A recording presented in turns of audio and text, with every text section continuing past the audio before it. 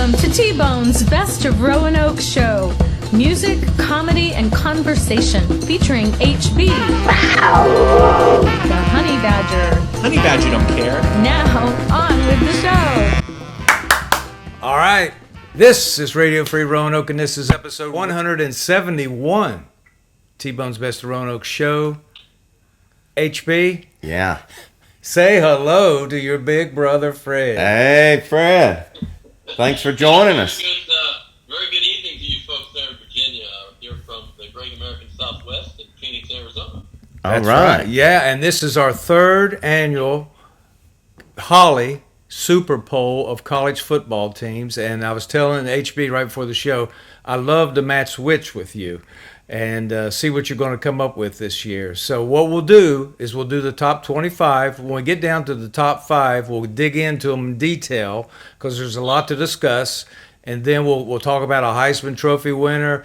We'll talk about UVA, Virginia Tech, West Virginia. And then we'll have a big send-off. Yeah, so we're a little different tonight. We've got Zoom going on with my brother here. And he's in Phoenix, like he said, Phoenix, Arizona. So this is new for us, but hey, it's a show. It's my brother. He knows his college football stuff, and let's get it going. You ready, Fred? It's quite an honor to be able to do this for the third consecutive year. And let's get started, Tim. We have a lot of work to do. It's going to be a lightning round. Boom. The last two teams in the top 25 of the Holley Super Bowl was a tie, but we're going to start with the North Carolina Tar Heels, led by none other than veteran head coach Mack Brown in his 5th year.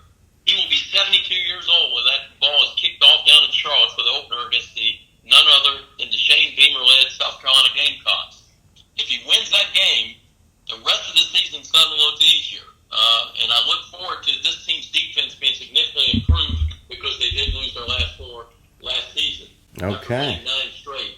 I see this offense being great. Drake May's back. They've got a fellow by the name of British Brooks in the backfield. He's back from leg injury. He's going to be very good. Projected win totals are between 8 and 9 for them. This is a team I think is going to make some noise, Tim. I think they'll be much better this year. Number 24. Yep. This would be the UCLA Bruins. The men of Westwood, they were led last year by Dorian Thompson-Robinson. He's gone. And now this team is going to be having a new leader for Chip Kelly stepping in his 6th season out there. They're going to have a fellow by the name of Dante Moore. He's out of Detroit. He's going to be the leader out there, quarterback, young fellow. Their top 3 wide receivers are gone, but they got a bunch of transfer portal talent ready to step in. Their defense will be better this year. They just need to get some key stops and key games. This team, I'm telling you, is ready to bust loose, and they are really close to having a Big 10+ win season.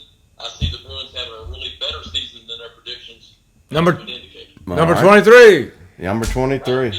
None only than I would say this is Cinderella story of last season, the Tulane Green Waves out of the AAC conference. They came up big, as you know, and hung a tragic loss on Southern Cal in the bowl game. They're very fired up. They won 12-2 last year. This team is led by quarterback Michael Pratt. He's back, and this team is going to move the football quite well. And their defense, solid and physical. This is a team you don't want to meet. They do play Ole Miss. They do play Coastal. I'm sorry. They do play South Alabama in their opener at home, and then they have to. Then they go to play Tulsa and it would be Ole Miss and Tulsa. And I'm so sorry. I'm getting tongue-tied here. Hey, no problem. Let me give you a fun fact, Fred. This will be the first time Tulane's ever been in the top preseason 25. First time ever. So let's go to 22. 22 is Texas A&M. They are, of course, led by Jimbo Fisher, trying to come off what was a disappointing season and have a great season this year. They were 5-7 last year, disappointed everybody. They do have an easy opener against the New Mexico Lobos, and then they have to go to Miami on September 9th. We'll find out how good his season is probably going to turn out early. All right, 21. Yep. That would be the Ole Miss Rebels, led by none other than famous head coach Lane Kiffin, journeyman in college football, no doubt now. They do have some great talent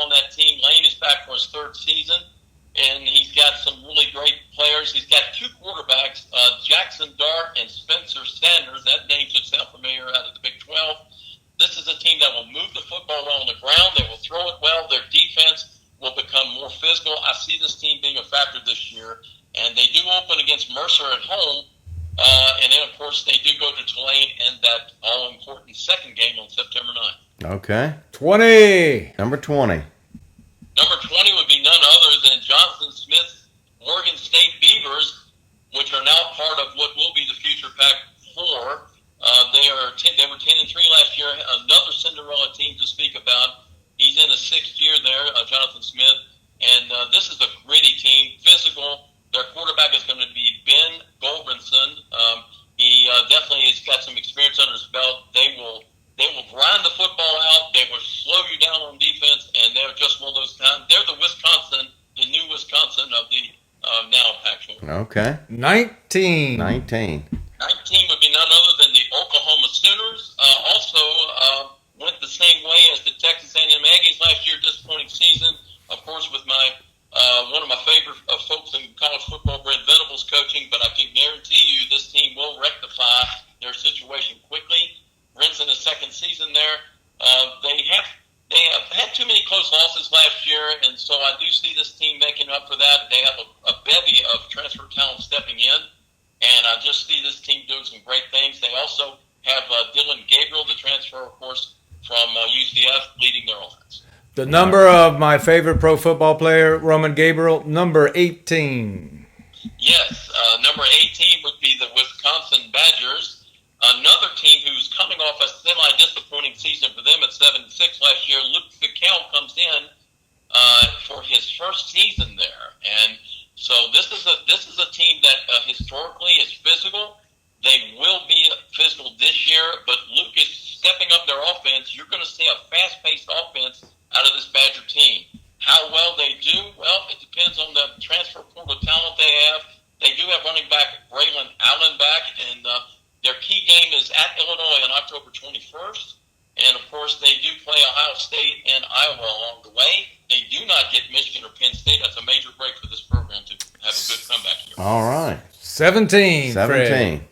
17 would be Kansas State. K-State, as they're known, led by, of course, famous coach Chris Kleeman out of North Dakota State. As you know, he is a very savvy coach. He's doing a great job out there. He always seems to get the most out of his talent. He's in his fifth year there. He knows what to do with his talent, and of course, he's got some great players. He doesn't have a lot of Johnny Five-Stars on his roster, but the players he gets the most out of. They play extremely well against in big games. Their defense, their running defense is very good. Passing defense is solid. This is the team that this year will have another very good season. They were 10-4 last year. 16, Fred. 16 would be none other than the last year's runner-up, TCU Horned Frogs out of Fort Worth, Texas.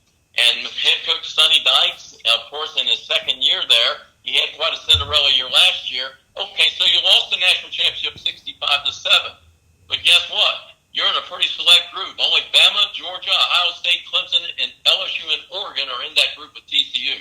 So you can laugh at them if you want, but they're in a very elite group right now, having participated in the college football playoff championship game. 15. 15 would be none other than the Oregon Ducks, now with the Pac-12 this year, but very soon, next year, of course, part of the Big Ten. This is a team that is led, of course, as you know, by the Georgia product Dan Lanning. He's in his second year. Had a very good year for a first year last year, 10-3. They were only 7 points away from playing for the Pac-12 title and for the fourth consecutive season. They have 10 wins in 10 of their last 15 seasons. He's looking to continue that tradition. He has, of course, veteran quarterback Bo Nix and a bevy of transfer talent. So this should be a very good team. Righto. 14, Fred. 14. 14 would be none other than the Utah Utes out of Salt Lake City. Again, another current Pac-12 team, future Big 12 team. Mm-hmm. This is a team that's led by the Dean of Coaches, Kyle Whittingham, and, you know, he is very well respected out here in the West. He's probably one of the surprise entrants into the national scene with this program. He's in his 19th year. Let's just say he's happy to be called the dean of the Pac-12, not the dean of the Pac-4 going forward. And I will say this: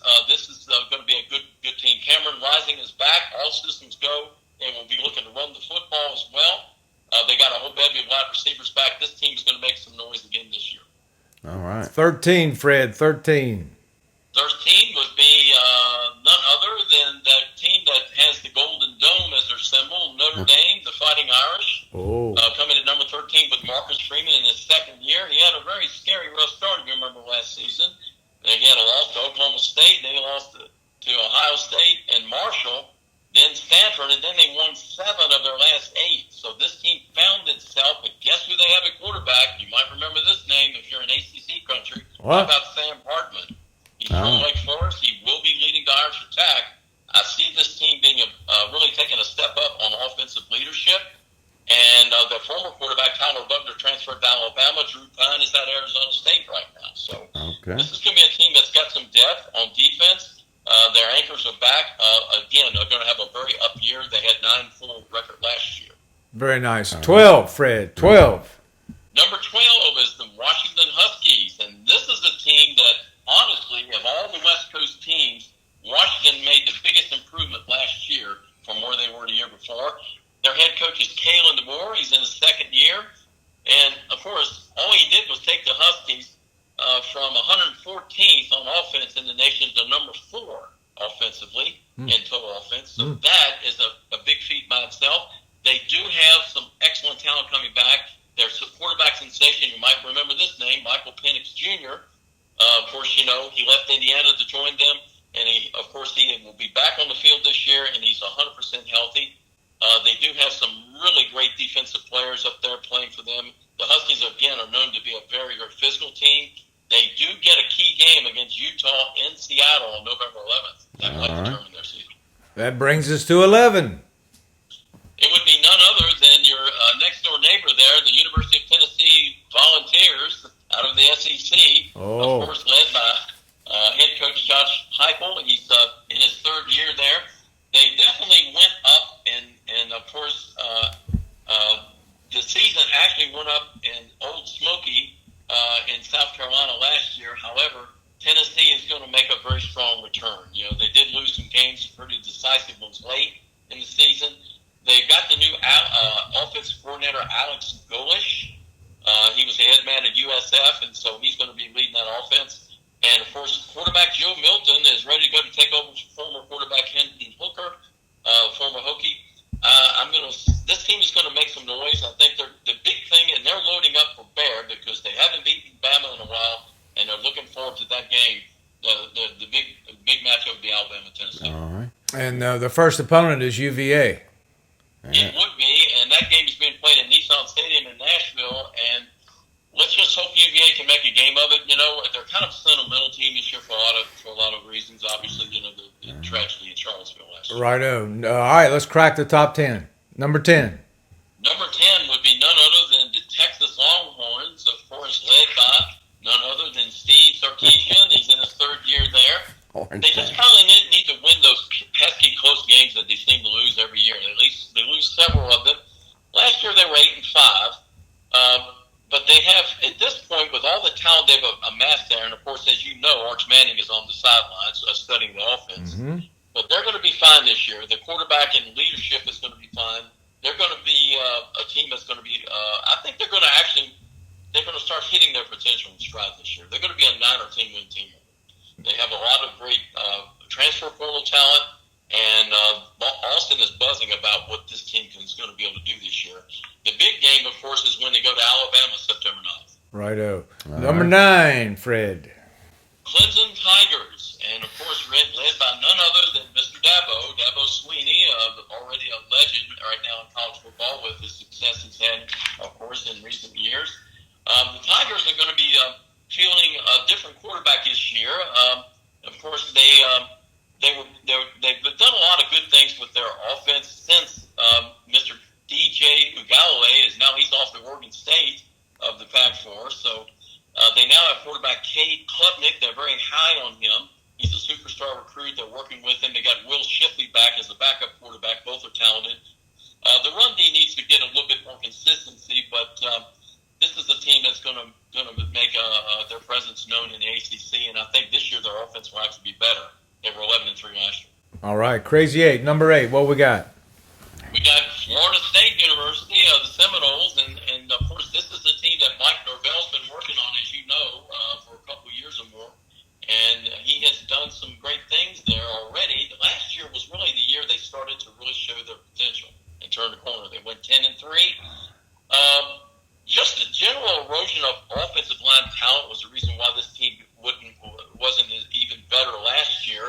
that may be solved this year. If it is, they're going to be a threat to win the ACC, if not being a very strong entrant on the national scene. The defense is very confident. They just need to get more takeaways. And they have a veteran quarterback, Jordan Travis. He's in actually his 6th season of eligibility, so this is a team that's going to have veteran leadership. All right. That brings us to 7, HB? Number 7. Number 7, that would be the University of Southern California, and the Trojans, of course, led by, of course, none other than Lincoln Riley, who made his first visit out there to coach for a very storied Trojan program. He pulled off an 11-3 season, and it was a pretty decent season.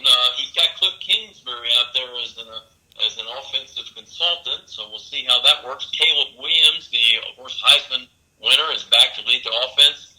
And I think that the biggest problem USC had last year wasn't the offense, it was the defense. They need to stop the run. And they got in games where the games were too close. They gave up too many yards late. I would say this is a team that's definitely got some transfer talent that's come in through the portal. Their defense will firm up. They could win more than 11 this year if Caleb Williams has the kind of year he's capable of having, and the defense plays even, let's just say, 30% better than last year, which would be a major improvement. All right. Number 6. Number 6 would be those folks out of Happy Valley, the Penn State Nittany Lions, of course, led by none other than head coach James Franklin, already in his 10th year there. I find that hard to believe. And, of course, what they need to do is they need to stop being the perennial third-best team in their own division and break out and have that year that's going to take them to the promised land. They were 11-2 last year, but boy, those 2 losses were critical. They do get some great talent back. Sean Clifford is gone, but they got a fellow who's a 5-star fellow by the name of Drew Allard, and you're going to hear more about him. He's 6'5", 242. He's a sophomore. I look forward to this team really showing some real potential late in the season when they hit their stride. If they can survive the early season schedule, they should be fine. They do have to play, and you know this, Tim, they do entertain your Mountaineers on September 2nd in the opener, so we'll find out how good both of you are. And then on October 21st, they go to Ohio State. So West Virginia did get into top 10 as an opponent of a top 10. That's called the back door. Yeah. All right. Number 5? The top. Okay. Top 5, Fred. Top 5. We are now into the vaulted top 5 of the Holley Super Bowl, and it is none other than the LSU Bayou Bengal Fighting Tigers with head coach Brian Kelly. I got to be honest with you, Brian Kelly, I think, shocked everybody with how he blended into this program last year and took the ex-Arizona State quarterback that was languishing out here, Jaden Daniels, and took all of his skills and meshed it with that offense. And he just looks like a genius. He's in his 2nd year. He's getting more and more talent out there. LSU, as you know, Tim, is strong in every sport. They won baseball. They won women's basketball. And if you don't look out, they've got a good shot to win football this year. And so they're going to be in the mix. And they're going to be kicking a lot of folks around. I think this team's going to take another step or two better than they were last year. That means either an 11 or 12 win season or more. They won 10 last year. And that win over Alabama was classic. Yes, and LSU is Colin Cowherd's pick for number 1, Fred, just FYI. Number 4. Number 4.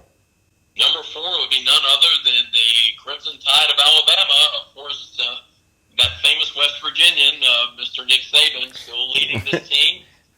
Nick is out there in his 17th year, if you can believe that. It seems like only yesterday I seen him on the sidelines when he joined this program. Here he is now, 29th year coaching overall.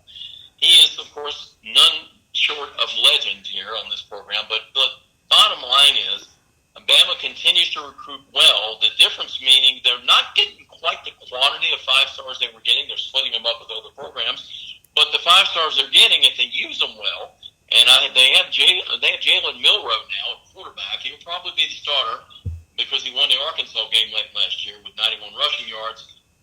They've got a 5-star phenom, Ty Simpson, in the wings. They're waiting to, of course, he's studying the offense. I see this team making some noise, but, I've got to be honest with you. I thought Bama was a step slow last year, and I'm not quite as sharp on all phases of the game. That could continue this year as their depth is actually equal or eroded from last year. So we'll see what they do. To me, I think they're going to be a shaky number 4. All They're right. going to lose some of the surprise games this year. What was it? Did Saban say, "I'm not going to Morgantown"? Oh no, that wasn't Saban. Okay. That was some other nut job. Yeah. All right. Number 3, Fred. Number 3 would be none other than the Buckeyes of Ohio State. They were one of 2 teams that received a first-place vote in the 16 polls that we curated for the Holley Super Bowl this year. They were first place in 1 poll. Yep. They had an 11-2 season last year. This is a team that, I honestly think C.J. Stroud should have won the Heisman. That's my opinion, but, we'll go with Mr. Williams. But Stroud was unstoppable in offense for this crowd last year. Of course, as you know, Mr. Stroud in Ohio State is coming back this year, and, of course, Ryan Day in his 5th year with this program. Ohio State and Alabama have lost equal number of games over the last 4 years. But they are Ohio State is 83% winning percentage or better. It says here, and they are really going to be a team that's going to turn the corner. Michigan also has won 83% or better 4 times since 2002. Ohio State 83% winning percentage or better. 18 of the last 21 seasons. There's a difference between Ohio State and Michigan if you look back 21 years. Now. So they got a quarterback at 10 now, and it's a battle between Devin Brown and Kyle McCord. The wide receiver core is loaded, even though they lost their top 3 receivers to the pros. Their defense is still led by Tommy Eichenberg, Steele Chambers, you gotta like those names, and Cody Simon. I see this team loading up and having a really, really great year, but it's going to pivot on the quarterback play. If they get excellent quarterback play, they're going to need to get really good quarterback play to hang with this Big Ten, as Michigan is a very strong entrant this year. Okay, yeah. So Michigan comes in at what number? 2? Well, we'll end the mystery immediately. They're number 2. You're exactly right, Tim. Michigan is number 2, and of course Jim Harbaugh in his 9th season. He has that 1-6 bowl record monkey on his back, but he's gone a long ways to get the Ohio State monkey on his back in the last 2 years. Right.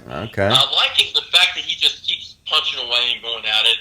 This is a team that he's got his best running back back in the backfield, Blake Corum. And then he's got junior quarterback J.J. McCarty. He's back after having 2,700 yards last year and 22 touchdowns. Only had 5 picks. They just played really smart football last year. The trap game for this team is Penn State on November 11th. They've got to be very careful because this could be that one game that would take Michigan out of the running late because they need to be 11-0 going into the late season facing LSU. Okay. Wow. All right, that brings us to number 1, Fred. Number one. Have you studied this? Are you confident with your pick for number 1? I am very confident with what 16 polls are telling me combined, and those voices are saying loud and clear that it is the University of Georgia Bulldogs. What Oh. We are in the UGA era, and they are looking for a unprecedented 3rd consecutive national title, Tim. If they are able to get this team back to where this team was last year, they have, of course, as you know, the legendary Stetson Bennett is gone. They have Carson Beck at quarterback. He's stepping in, and he is highly touted. This team, if the quarterback play can just be solid and consistent, don't turn the ball over, the defense will take care of business. They've shored up their what few weaknesses they had on defense. They did give up a fair amount of yardage late season, but I got to be honest with you, this is the team that's going to be able to run the football better this year than they did last year, and their defense will be a step faster. If they may be able to survive with a very, let's just say, ordinary quarterback and make it deep.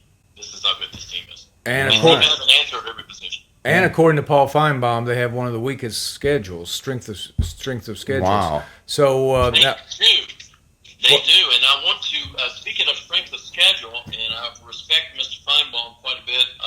Your lauded Mountaineers has, according to the experts I checked, the 3rd toughest schedule anticipated. What? your research is impeccable, Fred. And you said number 3 toughest strength of schedule in the country. There's 132 teams, my friend.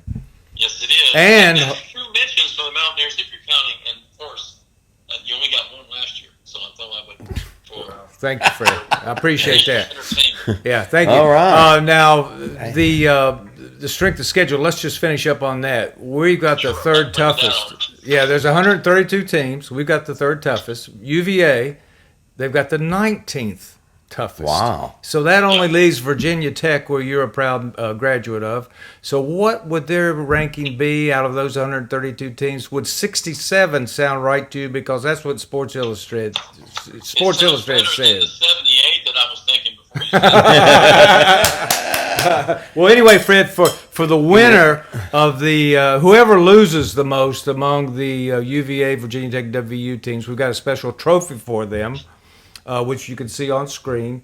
I don't know if you can see it, Fred. It's a nice Deflategate football. That's a Tom Brady ball, isn't Yes. it? Oh. So that'll go to the UVA or Virginia Tech or West Virginia, whoever loses the most. Yeah.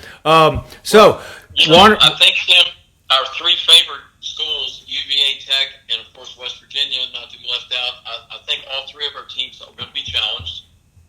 They probably will need to be able to take the air out of the football in order to well, right. yeah, All right. not a problem. Well, one quick question, Fred. before we go, What was, if Georgia wins, they'll be the third team. If they win 3 in a row, what was the last team to do that? Three championships in a row, a three-peat for college football. I had to have our crack research team go way, way back. yes. Yeah. Do you have? If it wasn't Minnesota, it was Yale. That's why you're the best. 34, Gosh. 35, 36, Minnesota. All right. The Golden Gophers. It was Yale before that, Tim. And here's, according to the NCAA.com, they tracked their national championship totals for all teams since the first year of college football. Guess who has the most national titles according to the NCAA.com? I have no idea. What? Who's got the most national titles? What school? Piece of cake. Piece of cake? Yeah. It's got to be an old school, right? No? Oh, yeah. I'll give you a hint. It's one of the ancient eight. Yeah. It's one of the what? The Ancient Eight. Ancient Remember, Eight. it's a code name for the Ivy League. Oh my gosh! So is it Yale? That's who I It was. would be Yale. That's who I was going to say. Yeah. They've won 18 national titles. Bama has 6. So, Gosh. hey, remember, Tim, if you're ever asked the overall who has the series advantage between Penn State and that little Ivy team over there, Penn, what's your answer going to be? How about them Bulldogs? That's what I'm gonna say. Them Yale Bulldogs. That's what I'm gonna say, Fred. All right, Fred. Well, we'll give you the last word. HB and I, we like to read the papers up here. I know you can't see it, but I'll hold it up here. But what's your last word for college football this year? I would say that we're in, no doubt, the conference super conference realignment era. It is well on our way. We're going through an unparalleled, let's just say, shaking up of the collegiate landscape. A couple things I don't hear them talking about now. Everybody's all worried about who's going where, but Tim, here's the 2 questions I've got. Financially, after these teams move and we go into 24, 25, and beyond, the budgets of some of these schools, if the contract and those dollars aren't as plentiful as they need to be, and most schools need about 30 million to make it. Okay, we we go into a recession. all right. We're gonna. Thanks for that, Fred. We're gonna wrap it up so we don't run out of time. Buckle it T-Bone? up, Fred. August Yeah. 26th, 7 games. September 2nd, all the big boys play. Let's Yeah. go. Thank you, Fred. Hey, thank you, Fred. Thanks again. Thank you. It's been a pleasure. Yes, sir. Look forward to it next year.